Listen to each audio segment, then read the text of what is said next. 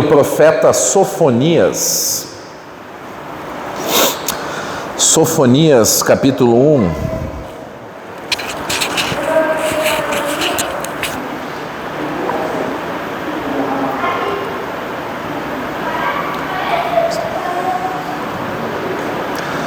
Saúde, irmãos, com a paz do Senhor, os irmãos que nos acompanham na internet, os irmãos que estão assistindo essa gravação, que o Espírito Santo possa falar com você em cima dessa palavra. Nós estamos vendo o que está acontecendo no Brasil e no mundo, vendo o que está acontecendo na geopolítica mundial, vendo os podres poderes daqueles que são os senhores do mundo, e aparecendo por algum motivo, está aparecendo para nós a podridão das pessoas, e incrivelmente elas se conhecem, os políticos, os artistas, os famosos, os grandes empresários. E quando a Escritura diz que o mundo jaz no maligno, você consegue ver que o topo dessa pirâmide é o próprio Satanás e os seus servos fazendo coisas abomináveis, nojentas. O número incontável de crianças e pessoas que desaparecem no nosso planeta e que não são mais encontrados, que servem para doação de órgãos, para prostituição, para o abuso, para o consumo de canibais em cultos satânicos, de pessoas imundas, horrorosas, que fazem isso. E curiosamente essas pessoas estão dominando a política, as grandes empresas, Hollywood, a indústria musical e às vezes a indústria do esporte. Essas pessoas estão lá dirigindo essas coisas, elas são os ídolos do mundo. Eles são aqueles que levam uma mensagem, são aqueles nos quais as pessoas se espelham, porque cantam bem, jogam bem, são bons atores, são belos. Essas são as pessoas que estão na mídia, passando uma ideologia mundana como profetas do diabo. Eu quero falar sobre estas coisas um pouco no livro de Sofonias, capítulo 1, verso 1. Diz assim a palavra do Senhor. Palavra do Senhor que veio a Sofonias, filho de Cuxi, neto de Gedalias, bisneto de Amarias e trineto de Ezequias, durante o reinado de Josias, filho de Amon, rei de Judá. Destruirei todas as coisas na face da terra. Palavra do Senhor, juízo do Senhor, juízo escatológico, profecia recorrente, que se cumpre nos tempos do profeta e depois escatologicamente. Destruirei tanto os homens quanto os animais, destruirei as aves do céu e os peixes do mar, os que causam tropeço junto com os ímpios. Farei isso quando eu ceifar o homem da face da terra, declara o Senhor. Estenderei a mão contra Judá e contra todos os habitantes de Jerusalém. Eliminarei deste lugar o remanescente de Baal, os idólatras, os que prestavam aquele culto imundo desde aquela época, os nomes dos oficiantes idólatras e dos sacerdotes. Como foi Ezequiel em espírito dentro do templo e viu que lá no meio dos crentes da sua época, eles prestavam esses cultos satânicos a Baal e a estrela do deus Renfã, e desde aquela época as pessoas estavam sacrificando seus filhos aos demônios. Os líderes políticos, os líderes religiosos sacrificando seus filhos. Há muitas formas de se sacrificar crianças, não apenas nos cultos, mas quando alguém contrata um sacrifício humano para obter poderes, vitórias políticas e outras coisas. Algumas pessoas dentro dos hospitais, aqui no Anchieta saiu a notícia, 3 profissionais matavam pessoas lá dentro. E aí eu me lembro que os meus colegas teólogos tornavam risíveis os livros de Rebecca Brown, quando contava há 2 décadas atrás ou mais, que nos hospitais onde ela trabalhou como enfermeira, ela via essas coisas acontecerem. E os satanistas estavam lá para matar pessoas e dizer nos relatórios que morreram de alguma enfermidade. E aquilo era culto satânico que acontecia, com mortes encomendadas. O adrenocrome, que esses famosos que parece que nunca envelhecem, que são maravilhosos, consomem, consiste em maltratar criancinhas ao ponto de a adrenalina delas ir ao pico, entrar na corrente sanguínea, e depois eles extraem esse sangue e bebem. E dizem os relatos, não eu, que essas pessoas comem carne humana nos seus cultos, e algumas pessoas filmaram essas coisas. De fato, eu em revelação vi artistas famosas de Hollywood dentro dos cultos satânicos. Você já foi levado em espírito como Ezequiel a lugares? Eu fui lá dentro de cultos satânicos por vezes e vi pessoas abusando e possuídas possuídas por demônios e tendo relações sexuais horrendas, a ponto de mulheres que você conhece no mundo de Hollywood, jogadas e quase mortas de tanto abuso sexual. São as bonequinhas dos cultos deles e que depois lançam pombagiras nas nossas casas por meio dos seus filmes. Os cientistas, desculpem, eu não posso provar isso com livros.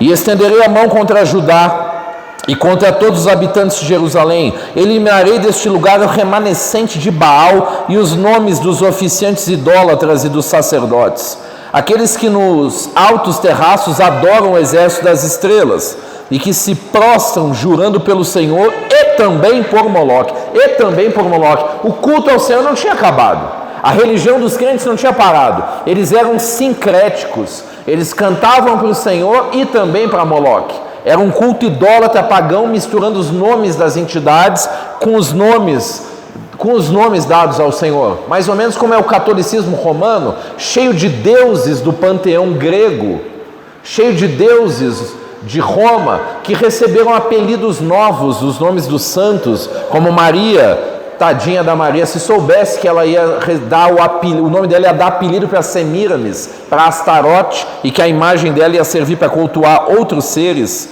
Coitada, ainda bem que ela não consegue acessar isso lá onde ela está.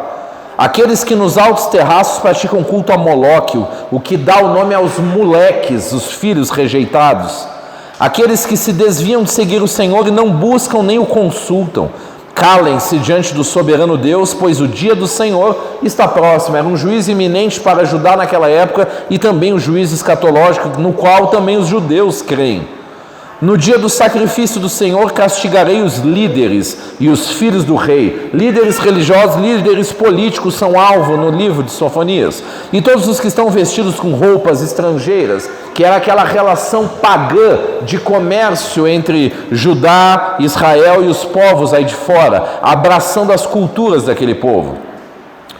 Naquele dia castigarei todos os que evitam pisar na soleira dos ídolos, que enchem o templo de seus deuses com violência e engano. Você deve lembrar na história de Davi, quando a arca sai de Saul, um pouco antes de Davi, quando a arca é roubada e morrem os sacerdotes Hófni e Finéias no tempo de Samuel, e então a arca é levada para o templo de Dagon, e Dagon cai diante da arca, e ele cai e a cabeça dele está junto à entrada ou à soleira da porta, e numa segunda vez ela cai no limiar ou soleira da porta, e por esta razão, desde aquela época, os filhos de Dagon, eles não pisam na soleira, eles pulam a soleira em honra a Dagon.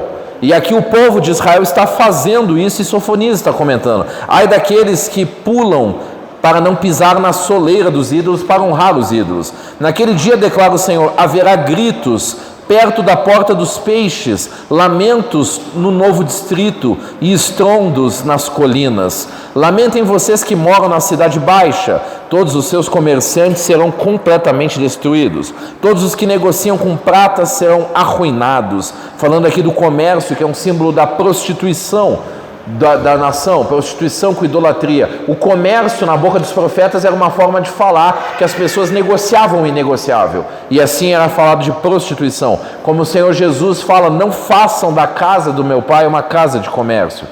Nesta época vasculharei Jerusalém com lamparinas e castigarei os que são complacentes, que são como vinho envelhecido, deixando com os seus resíduos, e que pensam, o Senhor nada fará. Olha essa palavra complacente. Complacente é aquela atitude de quem está vendo coisas erradas e se cala, por medo da perseguição, por medo de perder benefícios. Se eu tenho benefícios porque eu me calo e não digo que o errado é errado, eu sou complacente. Deus está julgando essas pessoas aqui. Como Jesus fala no capítulo 10 do livro de João, do mercenário que vê o lobo em ação e ele se cala, ele não faz nada. O silêncio dos crentes é alvo do juízo de Deus. E o Senhor acrescenta, a riqueza deles será saqueada, suas casas serão demolidas, embora construam novas casas, nelas não morarão, plantarão vinhas, mas não beberão o vinho. O juízo do Senhor, aquela prosperidade conquistada com mau caráter. O grande dia do Senhor está próximo e logo vem. Ouçam, o dia do Senhor será amargo, até os guerreiros gritarão. Aquele dia será um dia de ira, dia de aflição e angústia, dia de sofrimento e de ruína, dia de trevas e escuridão, dia de nuvens e negridão. Olha a geopolítica do seu planeta e veja que este dia aqui está próximo. Dia de toques de trombeta, referência às trombetas do Apocalipse também, e gritos de guerra contra as cidades fortificadas e contra as torres elevadas, falando da grande tribulação. Trarei aflição aos homens, andarão como se fossem cegos, porque pecaram contra o Senhor. O sangue deles será derramado como poeira, e suas entranhas como lixo. Nem a sua prata, nem o seu ouro poderão livrá-los no dia da ira do Senhor. No fogo do seu zelo, o mundo inteiro será consumido, pois ele dará fim repentino a todos os que vivem na terra. É evidente que esse aqui é um juízo final e eterno, e também um juízo escatológico, e também um juízo temporal para a nação de Judá. Sofonias é então um profeta pré-exílico e seu ministério foi no reino de Judá nos anos 640 a 609 a.C. e ele tem o seu nome de origem hebraica Sofonia, que é aquele que esconde ou que tem o seu esconderijo no Senhor. Os três tópicos principais do livro: o dia do Senhor, a corrupção de Judá e um juízo universal que vai acontecer no final dos tempos. O Senhor está falando que Judá é uma nação rebelde, está falando da liderança dos sacerdotes, dos reis, dos políticos, e que ele vai ajuntar as nações para trazer juízo, especialmente à soberba do povo de Israel. E vai salvar um remanescente no final dessa história. Então, quando o profeta é apresentado, o Senhor fala de 4 gerações dele. É o único profeta que fala do pai, do pai, do pai, do avô dele. Este é um homem, então, que está sendo perscrutado segundo a sua linhagem. E eu me lembro do Senhor que diz: Moisés é aquele que visita a iniquidade dos pais nos filhos até a 3ª e 4ª geração, que ao culpado não tem por inocente, e que também faz misericórdia até 1000 gerações daqueles que nos obedecem. Então o Senhor vai falar em Sofonias 2:3 o seguinte: buscai o Senhor vós todos os mansos da terra, que tem disposto por obra o seu juízo, buscai a justiça, buscai a mansidão, pode ser que sejais escondidos no dia da ira do Senhor. Existe um conselho aqui, que é um apelo do profeta àquela nação que estava prestes a ser destruída. E pastor Wagner, ele está dizendo assim: busquem a mansidão, porque talvez vocês encontrem misericórdia. Então eu me lembro que a mansidão e a humildade andam de mãos dadas. O Senhor está dizendo que aquele povo era arrogante e soberbo. Eles tinham prosperado tanto que eles tinham desinteresse generalizado pelas coisas de Deus e pelas coisas espirituais. A prosperidade deles era corrompida. E o Senhor diz assim: busquem humildade, busquem mansidão no seu coração. Qual é o contrário de mansidão? É uma atitude rebelde, é uma atitude iracunda, é uma atitude agressiva. O Senhor Jesus diz assim: aprendei de mim que sou manso e humilde de coração e achareis descanso para as vossas almas. Você já viu pessoas que estão sempre fatigadas, sempre cansadas, sempre iradas? Elas não encontraram a mansidão do Senhor. Aquela questão de estar sempre pronto para a guerra, sempre beligerante, sempre em posição de ataque, vai gerando um desgaste, um abatimento nas pessoas. Elas estão fatigadas e não acham descanso para a sua alma. E o Senhor diz: aprendam de mim, que sou manso e humilde de coração, e achareis descanso. Quando Deus fala na Bíblia sobre Moisés, vai dizer: aquele é o homem mais manso da terra, o mais íntimo, o que mais operou em poderes e milagres, era também o homem mais manso da terra. Este homem viu a glória de Deus, ele viu a face de Deus, ele passou 40 dias tendo intimidade tal que ele registrou os 5 primeiros livros da Bíblia mediante revelação também do Senhor. Um homem que andava na presença de Deus. A mansidão e a humildade deveriam ser buscadas aqui. E o Senhor fala com a liderança que tinham costumes pagãos e diz: ai da rebelde contaminada, cidade opressora, não obedeceu à voz do Senhor, não recebeu o castigo, não confiou no Senhor. Os seus príncipes são leões rugidores no meio dela, os seus juízes são lobos. Olha o que você está vendo nas nações. Os presidentes, os grandes empresários, sequestradores de crianças, abusadores de pessoas, no mundo da arte, no mundo do cinema, no mundo da música, maioria das pessoas não entrará se não fizer pacto com eles, com ele. Não entrará sem passar o teste do sofá, não entrará sem a prostituição. Os próprios artistas da Rede Globo testemunham. Eu, na minha pequena e simplória e curta carreira de modelo, vi isso acontecer. Você quer os principais trabalhos? Você tem que se envolver com um cara lá, ó.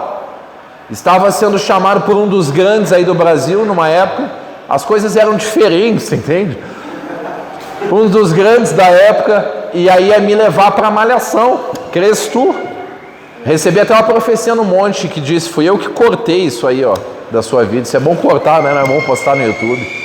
Um dos grandes que descobriu, Gisele Bündchen, Andréa Krakeck e outras aí que ficavam famosas, estava sendo levado. Mas o comentário com as pessoas com quem eu andava foi assim: mas ele é bem homem, né?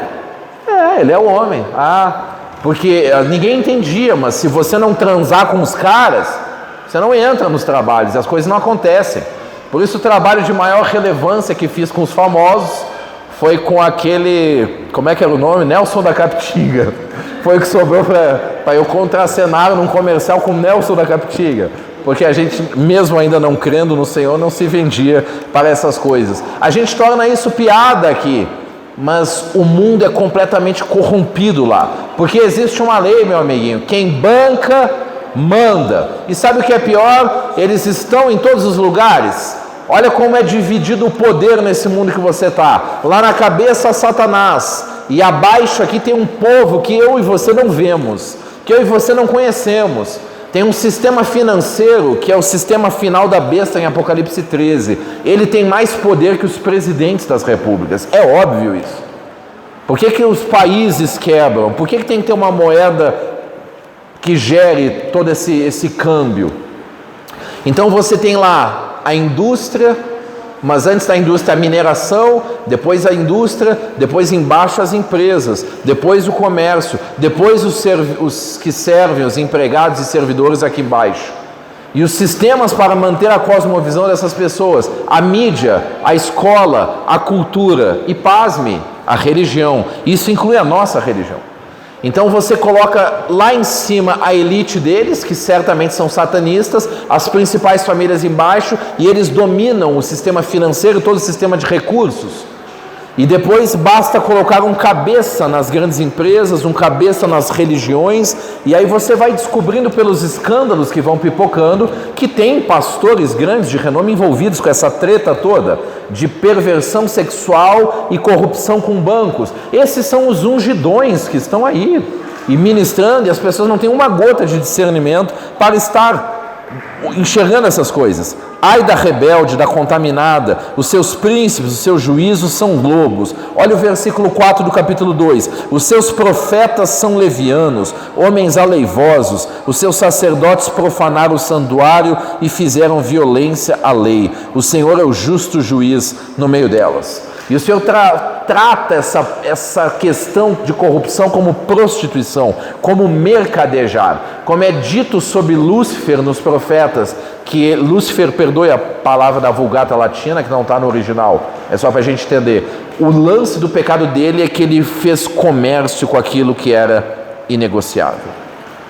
Então Deus diz que trará juízo ao seu povo, trará juízo a todas as nações, e Ele aconselha sobre o dia do Senhor: se humilhe enquanto é tempo, se humilhe enquanto é tempo. E quando eu fui pesquisar em cima do profeta aquilo que seriam as aplicações melhores para a nossa geração, então ele aponta para o fim dos tempos. O conselho do profeta, Mano Jones, é que as pessoas, mesmo ricas, decidam ter uma vida simples, decidam andar de maneira mais humilde, decidam inclusive se desfazer de muitas das suas riquezas para poder andar humildemente com o Senhor e não pôr a confiança nessas coisas. Então o Senhor está anunciando coisas sobre o fim naquela época e o sinal era a corrupção. Mas no Novo Testamento nós temos coisas que são ditas sobre o fim da nossa época e nós estamos vendo isso. Eu não sei como é a sua revelação pessoal sobre isso, mas você acredita que verá o anticristo na sua geração? Você acredita? Olhe o que está acontecendo. Os presidentes atuais, os líderes religiosos atuais estão falando sobre esse cara. O templo onde ele deve ser recebido está pronto. A novilha vermelha, as luas de sangue, o clamor de uma guerra iminente que está prestes a acontecer, mas as notícias chegam rasas e torcidas aqui para nós. O acordo de paz entre os grandes presidentes, que é um dos sinais do fim, está quase acontecendo aí. Está debaixo da nossa geração. Então vamos ver os sinais que o Novo Testamento nos dá sobre o fim. O apóstolo Paulo diz, no fim dos tempos terão apostasia. E novo convertido, eu imaginava que a apostasia era como aconteceu na Ásia, na Europa, continentes pós-cristãos, nos quais as pessoas não querem mais ser cristãos. Mas o que acontece na apostasia aqui no tempo do fim para nós é que as pessoas simplesmente mantêm-se com o nome de Cristo, mas a doutrina é completamente sincrética, exatamente como era aqui nesse tempo. As pessoas creem em Jesus, mas são esotéricas. As pessoas creem em espiritualismos e está tudo entremeado e ninguém sabe que a confissão positiva é uma doutrina da nova era, que a cobertura espiritual é uma doutrina falsa, que muitas dentre essas coisas são espiritismo barato e ocultismo, que as pessoas estão praticando nas igrejas evangélicas, que a idolatria dos seus líderes é uma coisa horrenda. Então nós temos apostasia, seitas e heresias, falsos profetas se multiplicando, o engano se multiplicando, o crescimento tecnológico do qual falou Daniel, a imagem que receberá fôlego de vida. Nós temos uma IA hoje sendo construída, e anos atrás nós já líamos sobre o assunto, e o pessoal que trabalha nessas empresas do Vale do Silício escreveram livros dizendo, eu não quero participar, e abriram mão de salários altíssimos, dizendo, eles estão fazendo um Deus. Eles estão fazendo um Deus. Aliás, Iá é a mesma raiz de sofonia, que é o mesmo nosso Iá, para o qual a gente canta e diz, Halel Iá, Aleluia, que é o nome de Deus, o tetragrama.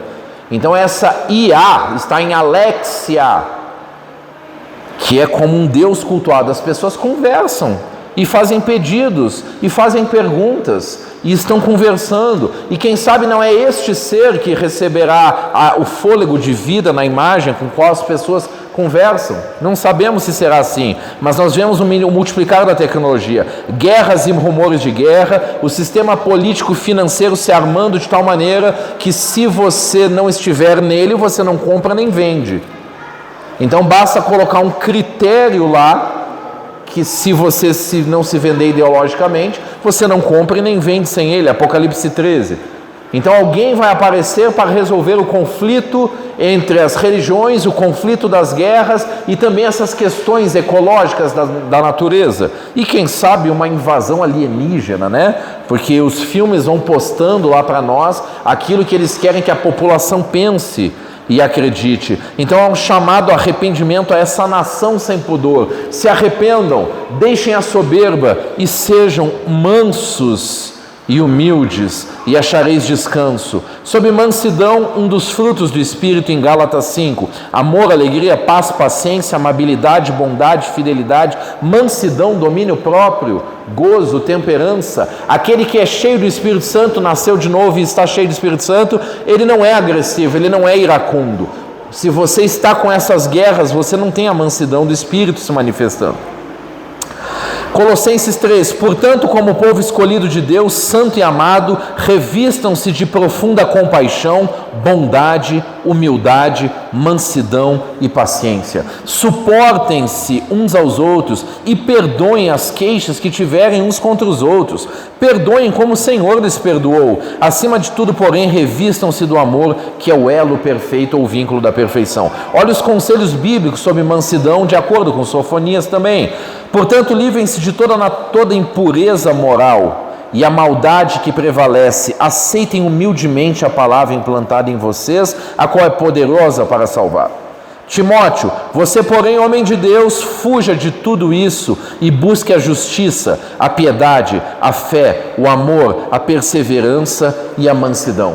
Isso deve ser buscado. Eu queria saber, pastor, se algum dia vai ter um congresso, algum coach que vai desatar a mansidão nas pessoas. Eu sou o cara que é manso e humilde e eu vim aqui fazer um congresso, você vai pagar a entrada e eu vou ativar a mansidão e a humildade em você, que está travado na sua vida. Eu queria saber se alguém pagaria por isso aqui.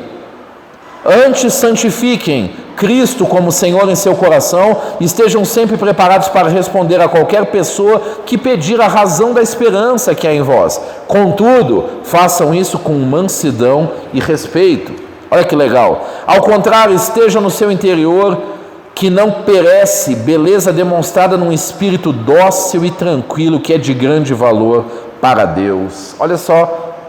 Irmãos, se alguém for surpreendido em algum pecado, vocês que são espirituais deverão restaurá-lo com mansidão. É tudo que a gente vê na internet, né? Um acusando o outro. O povo comemora a queda do outro e tem aquele prazer de expor o outro quando erra. O homem irado provoca brigas, comete muitos pecados. Ao servo do Senhor, vou fechar com esse, não convém brigar, mas sim ser amável para com todos, apto para ensinar, paciente, deve corrigir com mansidão os que se lhe opõem, na esperança de que Deus lhe conceda arrependimento, levando-os ao conhecimento da verdade, para que assim voltem à sobriedade e escapem da armadilha do diabo, que os aprisionou para fazerem a sua vontade. Olha aí, segura mais essa: amem os seus inimigos, façam o bem aos que os odeiam, abençoem os que os amaldiçoam, oram por aqueles que os maltratam. Tá fácil ou tá difícil? Somente alguém cheio do Espírito Santo, hein? Os mansos herdam a terra, promessa. O manso é o mais íntimo, o manso acha descanso, mas ao soberbo Deus resiste. E de quem é a intimidade? Dos mansos e humildes. Ao soberbo Deus resiste. Então, nessa estrutura, o Deus desse século trava uma guerra de perseguição aos poucos que ainda estão tentando fazer a sua vida servir ao Senhor. E aqui eu queria comentar um pouco mais sobre a corrupção religiosa.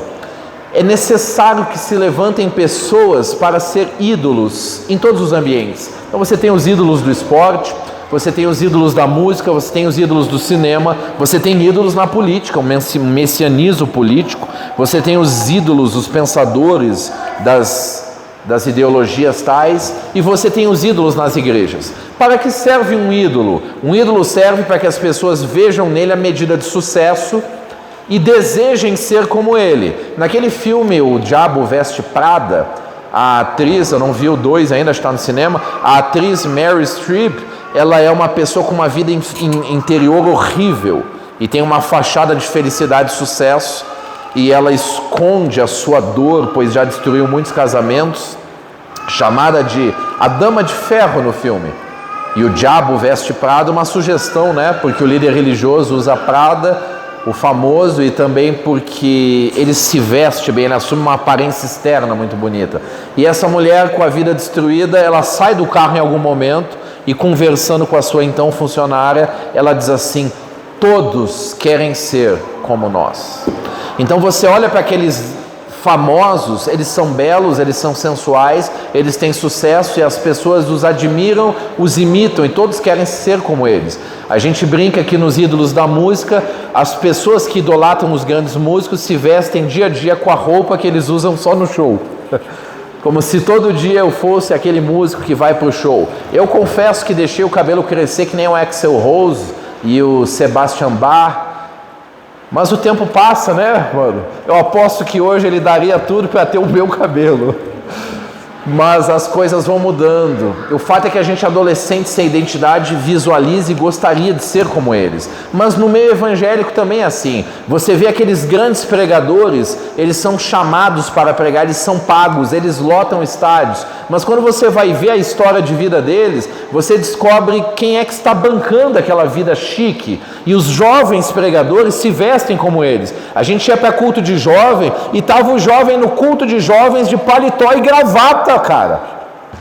Por que ele está de paletó e gravata? Ele está indicando para as pessoas que ele quer aquele tipo de sucesso ministerial, ele está se espelhando naquilo e assume a forma externa da coisa, porque ele um dia gostaria de ser o cara que ganha dinheiro para pregar para multidões. Mas se você estiver nesse sistema assim, ninguém vai te pagar para dizer o que eu estou dizendo, por exemplo. Ninguém vai te pagar para dizer o que Cristo disse na sua escritura. Então existem acordos entre esses mesmos grupos que eu acabei de falar, que estão lá em cima, e a ponte entre esses grandes líderes e a religião se chama maçonaria. Ela está infiltrada. Ela fundou a Assembleia, ela fundou a Presbiteriana, ela fundou a Batista. Você consegue acreditar que eu não estou inventando isso? Se fosse só revelação pessoal que eu tive, eu não falava. Mas os documentos hoje estão lá. E eu não sei por que os crentes fazem tanta questão de esconder essa relação que eles têm com essas religiões. Então tem uma estrutura onde eu estou olhando e eu queria ser que nem aquela pregadora famosa que lota estádio, o sobrenome Berros, que está sempre gritando. Está sempre gritando, sempre fazendo promessas e lisonjas, com aquela cara de raiva que está entregando alguma unção muito poderosa e faturando $500 mil por uma mensagem. Enquanto o campo missionário está precisando de pessoas que acudam, que socorram, que cuidem, que levem a mensagem. É como se você fosse abrir restaurantes. Você abre restaurantes nos bairros que já tem restaurantes, porque a clientela lá é rica e tem muito dinheiro. Ninguém bem sucedido vai abrir um restaurantezinho num bairro pequeno para vender comidas por preço simples para pessoas que não vão te dar lucro e que possivelmente vai ter mais gente pedindo comida de graça. E aí eu comecei a analisar essa semana o meu ministério, o meu chamado, e quantas coisas grandes Deus falou, e são promessas que eu creio que ainda vão se cumprir, mas uma das promessas foi que o meu chamado seria semelhante ao apóstolo Paulo, e que seria espinhoso, como era o do apóstolo Paulo. Eu não entendia muito bem essas coisas. E eu comecei a comparar em oração o meu ministério com um hospital. E sabe, pastor Wagner, as pessoas não fazem pacotes mensais para ir semanalmente num pronto-socorro. Elas vão fazer esses pacotes na clínica de estética. Na clínica de estética é legal ir toda semana e você deixa uma boa grana lá. As pessoas estão gastando com estética para desfazer os seus maus hábitos alimentares e para ficar mais sensuais. E elas gastam muito mais dinheiro lá do que seria necessário para alimentar uma população com fome.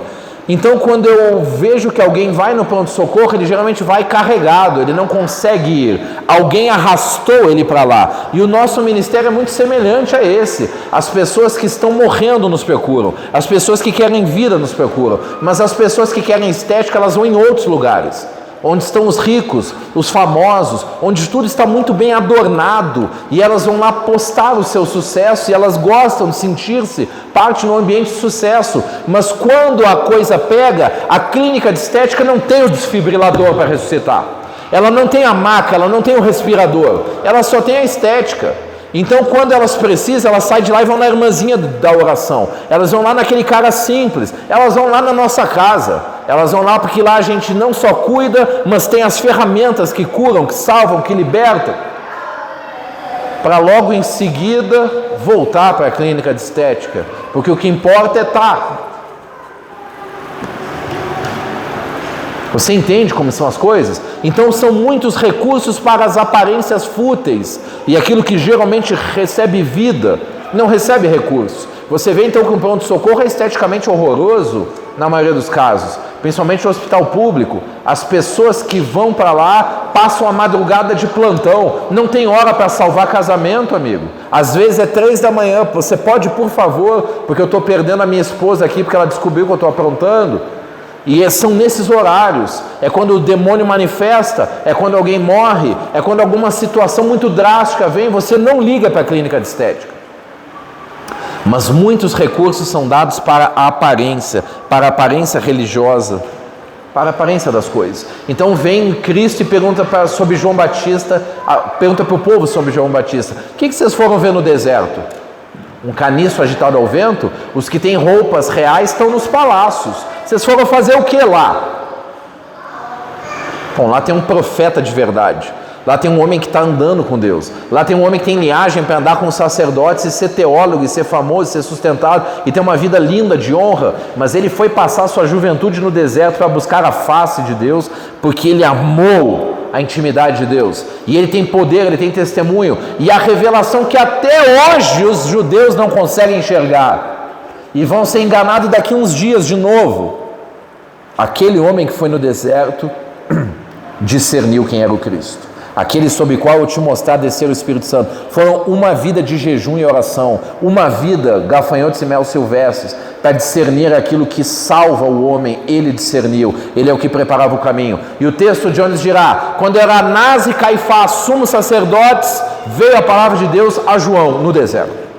Só o absurdo de ter dois sumos sacerdotes já é um delírio. É o sogro e o genro que tinham que disputar o poder quando tinha que ser só um. E era a função do sumo sacerdote discernir o Messias pelos sinais bíblicos que Jesus vai cumprir. Aí pergunta, João Batista preso manda perguntar: és tu o Messias ou havemos de esperar outro? Olha os sinais, amigo. O cego enxerga, está na Bíblia.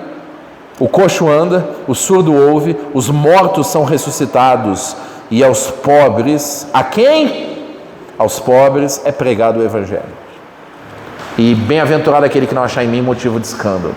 Então vai ter uma entrada triunfal de Jesus em Jerusalém, e as pessoas vão cantar Hosana e cumprindo a profecia de Isaías. Aí vem o teu rei montado em jumentinho, simples, montado em jumentinho. Hosana, com os ramos, os louros de louvor. Uma semana vai passar e os fariseus vão dizer assim: irmã Cindy, quem disser que ele é o Messias não vai mais poder congregar no nosso sistema religioso. Chega uma hora que você tem que escolher entre o Messias e o sistema religioso, corrupto que já está o sistema religioso, como estava o da época, a ponto do Cristo dizer: esses caras são filhos do diabo e quem andar com eles vai descer também. Isso foi o que Jesus disse. Aí as pessoas têm que fazer uma decisão entre o Jesus, que tinha curado, multiplicado pães e feito milagres, e continuar cantando para ele sem saber que ele era ele no sábado na sinagoga. Qual que eles vão escolher? Qual que eles vão escolher? O mesmo que a maioria vai escolher, ora. Então olha a tentação de um sacerdote, Arão, quando ele está vendo no pé do monte que Moisés está demorando lá em cima e o povo começa a dispersar. Ele vai fazer um ídolo para satisfazer o povo, porque é muito difícil ver o povo embora. É muito pesado ver o povo embora. Ele constrói um ídolo e ainda põe a culpa no povo. E vem Moisés com a aliança, ele tem que quebrar a aliança, uma representação visual de que eles quebraram a relação, idolatrando. Aí vem o pregador lá em Atos, o que foi o primeiro mártir a ser apedrejado, e ele vai dizer assim: ó, vocês, casa de Israel, por acaso foi para mim que vocês sacrificaram no deserto? Vocês sacrificaram foi a demônios, no sincretismo de vocês, envolvendo meu nome no meio da história. Mas foi a demônios que vocês sacrificaram. Aí você vê o rei Samuel faz uma prova e diz: me espera para fazer o sacrifício, me aguarda que eu vou me encontrar com você tal dia, em tal lugar. E Saul vê o povo dispersar, a tentação do líder, e ele vai lá e faz o quê? Ele faz o sacrifício como se fosse sacerdote sem ser, quebra a palavra de Deus, e então ele se perde. Quando ele vê que o povo vai dispersar, ele faz, e ele não suporta ser deixado. Como Cristo olhou o povo indo embora e disse: vocês também querem ir embora? Está entendendo como é que funciona, minha gente? Então quando você vê a multidão saindo, o tentador aproxima e diz assim: eu posso te dar tudo isso, porque tudo me foi dado. Você não quer o povo para você? Eu te dou o povo. Mas existe uma diferença em quem está bancando a coisa, em quem está patrocinando a coisa. Aí Saul vê que Samuel não está mais com ele e diz assim: mas pelo menos me honra em frente ao povo, porque o povo não vai embora. E um homem de caráter, como é o profeta Samuel, ele vai dizer assim: ó, eu não vou dissimular com você, honrando você diante do povo e usando a autoridade da minha vida de santidade para honrar você. Tchau. Aí ele sai e Saul se agarra na veste dele e rasga a veste dele. E Samuel diz assim: da mesma forma o Senhor rasgou de ti o reino, e os teus filhos não vão herdar, e ele vai levantar uma autoridade melhor do que você, um homem segundo o coração dele.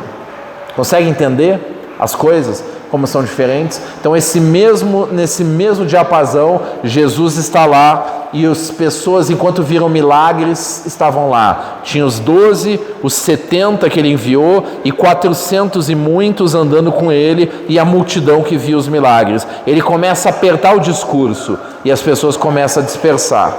Quando ele começa a apertar o discurso sobre santidade, aí os interesseiros começam a sair. É nessa hora que os falsos profetas, na pessoa dos sacerdotes, colam. E eles começam a colocar aquela questão. No fim das contas, Jesus fica sozinho. Consegue entender? Será que eu estou fazendo isso com ele? Será que a minha religião é assim também? Será que a gente deixa Jesus na manga e diz: fica aí, Senhor, como se fosse a minha amante ou a... Fica aí, porque eu não quero perder o contatinho. Eu gosto é de lá, mas eu quero saber que quando bater a necessidade eu vou ali te usar, como se fosse a minha amante com quem eu não tenho aliança. Aí o Senhor disse no texto: vocês não vão me consultar, eu não vou falar, e se vier falar comigo eu vou mandar espírito de engano, porque a vida de vocês não é digna de, quando a coisa aperta, vir me consultar. É assim que o Senhor estava tratando com as pessoas. Então, às vezes, o seu amigo aqui se sente assim, sabe? A amante, o cara em quem eu dejeto os meus problemas. Mas eu não quero ter uma aliança com você porque você não tem o padrão de sucesso que me é interessante agora. Mas quando a coisa vier, eu venho escondido. A gente vai lá no cantinho para ninguém ver e eu te honro lá no cantinho, porque eu quero aqui e aqui. Aí eu, um pouco indignado, às vezes, o Senhor diz: mas é assim que me tratam também. E aí eu pergunto: Deus, por que eu tenho que passar por isso? Porque eu sou julgado segundo o critério de sucesso deles lá. E o Senhor diz: para se parecer comigo. Então tá. A gente não exige a honra de cada coisa que a gente faz, porque a gente faz apaixonadamente pelo Senhor, pelas coisas que Ele é para nós, pelo que Ele significa para nós, pelo significado que Ele tem na nossa vida. Caminhando já para o fim, queridos, queria fazer algumas aplicações finais. Então o texto vai falar sobre a necessidade de purificar a nossa adoração, de evitar a arrogância, de se identificar com o remanescente, que aceita perder às vezes para encontrar a sua esperança no Senhor. E as aplicações que eu quero fazer para a gente concluir é sobre as nossas idolatrias, porque esse é o pecado central de Israel. Então, nas idolatrias, primeiro você vê que o agnóstico, ele não sabe nada sobre Deus e também não está aí. Talvez esse seja o pior, porque ele é indiferente se Deus existe ou não, para ele não faz diferença. Tem o ateu que tem raiva de Deus e ele idolatra seu próprio ego, ele não aceita o problema do mal no mundo, então ele mata Deus dizendo que Deus não existe. O que já foi ateu é recrutado, ele se torna satanista, então ele crê em Deus e faz um ataque aberto contra Deus. O satanista é aquele que diz assim: o Criador existe, a gente sabe que ele existe, o filho dele é Jesus. Quem tem dúvida é o povo, a gente não tem dúvida. Esse povo todo que está na mídia aí, nos shows e botando imagens satânicas e mostrando os seus pactos com o diabo abertamente e os seus cultos imundos, esse povo aí afirma que o Criador existe e o Filho dele é Jesus. Eles sabem muito bem com quem que eles estão combatendo. Aí depois você tem a galera, os da nova era, os esotéricos, com as suas loucuras. Você tem os cristãos, e dentre os cristãos tem os católicos idólatras, infelizmente, que misturam suas imagens e não param para estudar e buscar entender aquele sincretismo. Aí você tem as seitas evangélicas pseudo-cristãs, que não têm imagens, mas têm os seus profetas falsos, com as suas doutrinas falsas, se sobrepondo à escritura em cada denominação e acreditando e defendendo veementemente que só a denominação deles é salva e que aquilo que o profeta tal disse é que é a verdade. E você vai cavocar e vai ver que cada um desses profetas era maçom também. Aí mais próximo um pouco para nós da verdade, você tem os nossos queridos teólogos reformados, mas que idolatram os seus teólogos também, que tem os seus ismos, que dizem sola escritura, mas tem o nome de um cara lá com um ismo no final, que é o movimento no nome dele, as suas idolatrias. Você tem as loucuras neopentecostais cheias de sincretismos e assim por diante. E eu faço a pergunta para nós: por que Cristo não basta? Por que não basta apenas eu ter o Cristo e ter um caminho para seguir? Então eu fecho essa mensagem que é escatológica e que é sobre o fim do mundo também, e eu queria falar dessa escatologia da alma humana, porque tem uma grande tribulação caminhando, historicamente o fim espera uma grande tribulação, mas eu vejo que tem pessoas vivendo uma grande tribulação nas suas almas, por causa das suas dores não resolvidas, porque apesar de conhecer o acesso a Cristo, não andam com Cristo. Você consegue imaginar um banquete posto diante de você e você diz, eu não gosto disso, eu gosto é daquele banquete, e você cata lixo achando que o lixo é o banquete? Apesar da mesa posta, as pessoas se enchem de lixo. Então você vê assim que tem feridas na alma que são compensadas com lixo. A ferida não tratada, nós conversamos sobre isso no monte, a ferida que não é bem elaborada, que geralmente é no seio familiar, ou de abusos, ou de situações da vida, ela vai virar amargura, e a amargura é compensada com vícios e pecados e parasitada por demônios. A amargura, quando não é trabalhada, ela vai virar primeiro falta de educação, aquela grosseria deliberada que vira jeito de ser e que vai fazendo todo mundo se afastar. Mas essa falta de educação não fica aqui, ela vai virar falta de caráter. E a falta de caráter vai ser expressa sob a forma de um comportamento que fere de verdade as pessoas, que tem prazer em para esconder o fato de que eu não quero olhar lá pelos meus pecados. O inimigo gera esse padrão que parece justiça de estar legalista, atacando todo mundo. Mas não para por aqui. A falta de caráter vira crime contra a honra,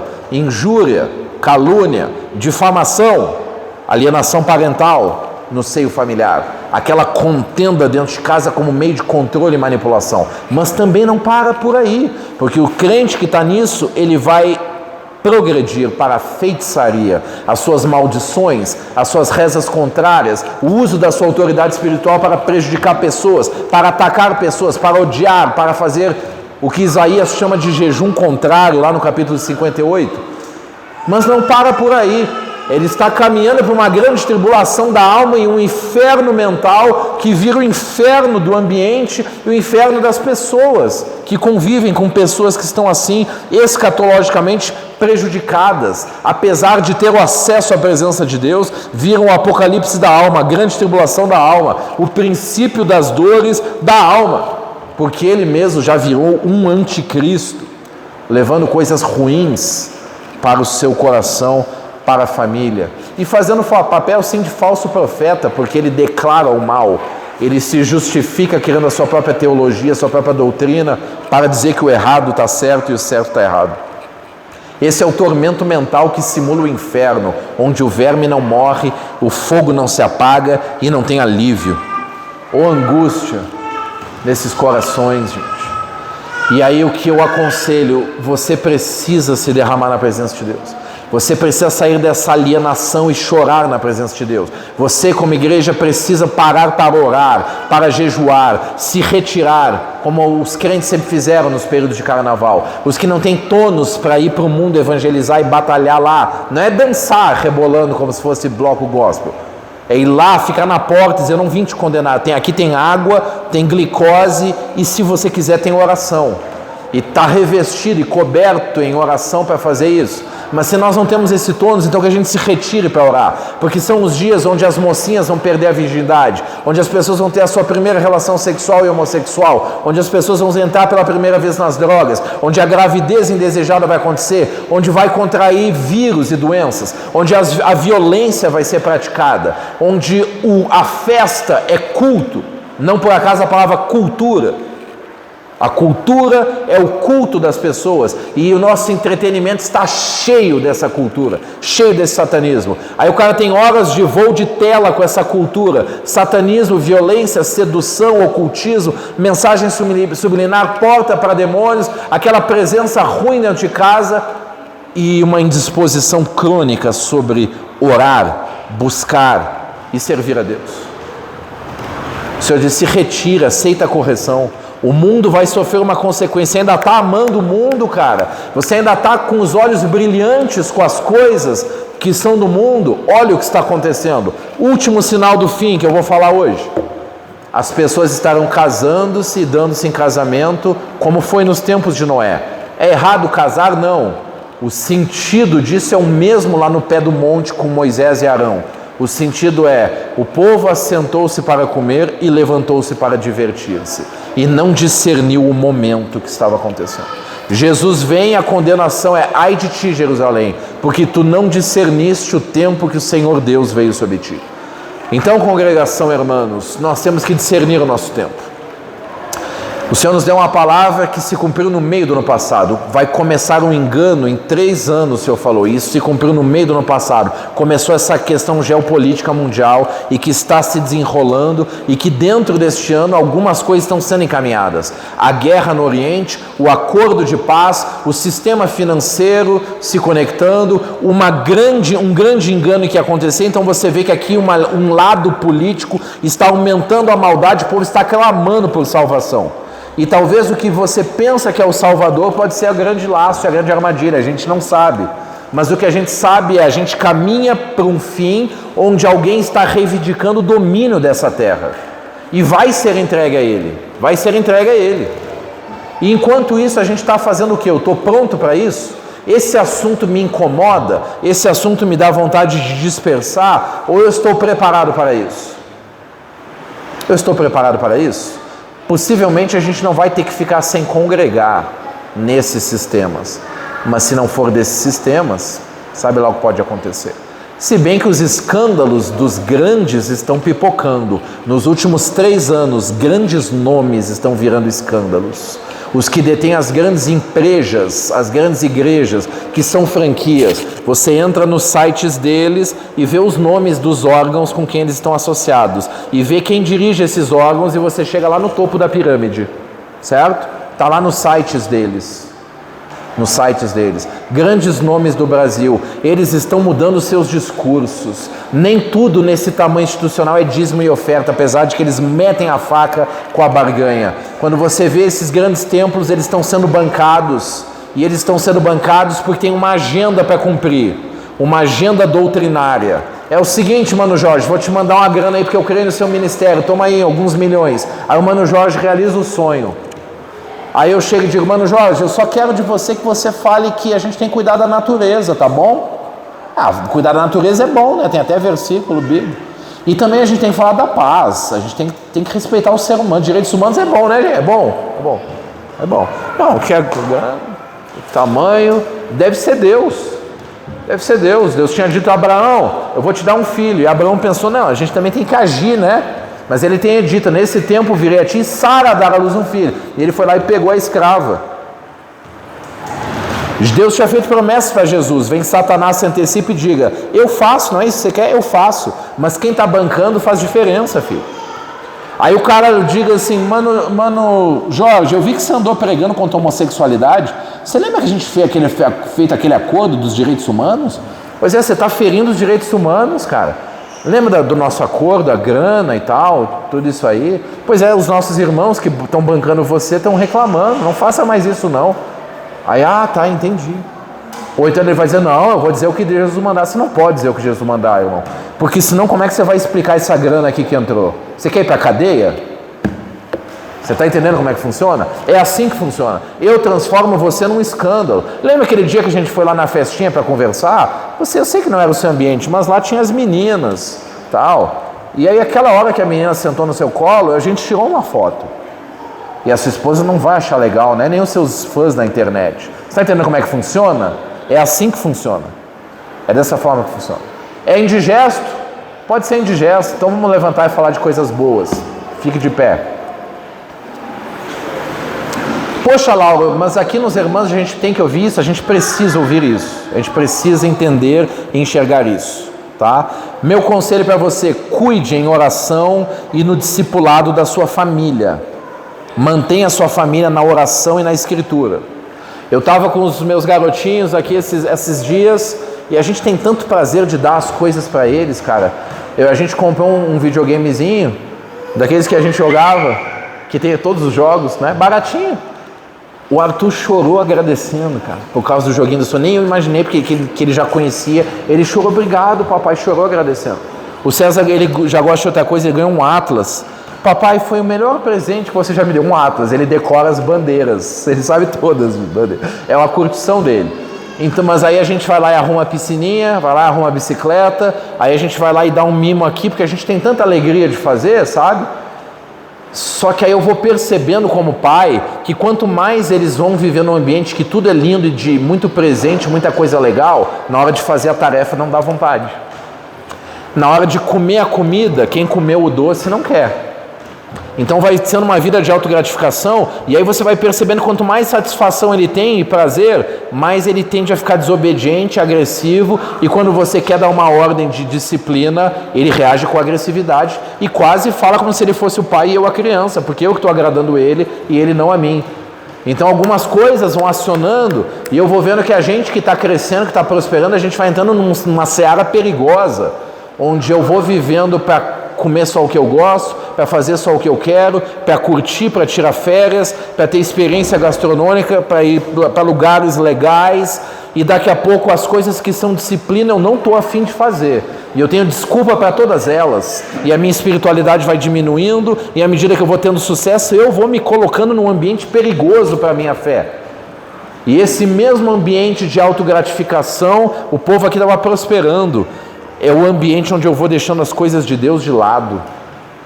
Não, a vida está boa demais, eu tenho muito tempo livre e muita grana, eu tenho que curtir isso, Deus me abençoou. E aí Deus vai ficando de lado. E esse padrão de bênção e curtição vira um padrão de concessão, onde eu não me privo de nada e o pecado me espera ali no próximo passo, até virar meu estilo de vida. Vocês entendem isso? Quando você vai estudar livros sobre discipulado, a base principal do discipulado cristão é vida simples. É o contrário do Evangelho da Prosperidade.